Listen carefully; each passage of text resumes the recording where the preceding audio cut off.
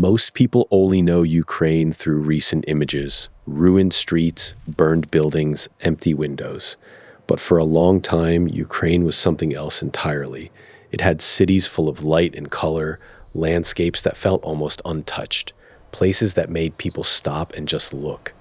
This is not a video about the war. It is a video about what was there before, and what of that beauty still remains. Let's start in the west, Lviv. Before everything changed, Lviv felt like a city that had been carefully collected over centuries. Cobblestone streets, painted buildings in soft pastel colors, cafés that spilled out onto the squares. It had the atmosphere of an old European city that never tried too hard to impress you. It simply existed, beautifully. Much of that character is still there. The old town survived better than many expected. But some streets no longer look the same, and some buildings that once held ordinary life are gone. Then there is Kyiv, not only the capital, but a city of hills, golden domes, and wide avenues. The Dnipro River running through it, parks where people walked in the evening, churches that caught the light in a way that made the whole city feel older and quieter than it was. Parts of Kyiv have been hit hard. Other parts still look almost unchanged. The contrast is strange. Beauty and damage existing side by side in the same city. Further south lies Odesa, a port city with a completely different mood. The Potemkin Stairs, the long stretch of the Black Sea.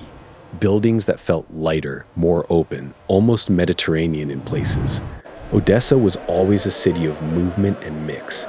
Different languages, different foods, different stories living next to each other. Some of that spirit remains. But the sea and the sense of ease that once came with it feels different now. And then there are the landscapes that most people outside Ukraine never really saw. The Carpathian Mountains in the west, green in summer, white in winter. Small wooden churches, villages that looked like they belonged to another time. Quiet valleys where the air felt cleaner. Many of these areas were spared the worst destruction. They still look much as they did. That is part of what makes them almost painful to look at now.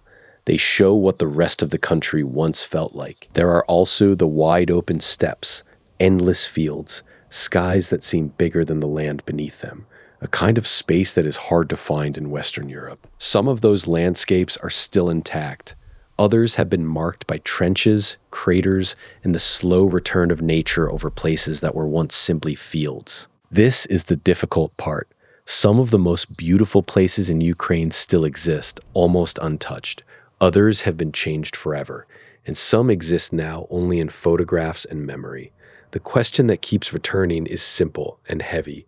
Will the beauty ever fully return?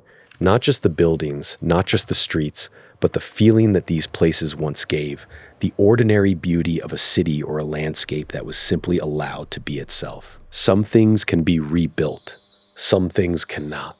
What remains is still remarkable. What was lost is still felt. Ukraine was never only a place of conflict. For a long time, it was a place of light, color, space, and quiet beauty. That version of the country still exists in pieces, and those pieces are worth seeing, not as nostalgia, but as a reminder of what was and what might still be possible.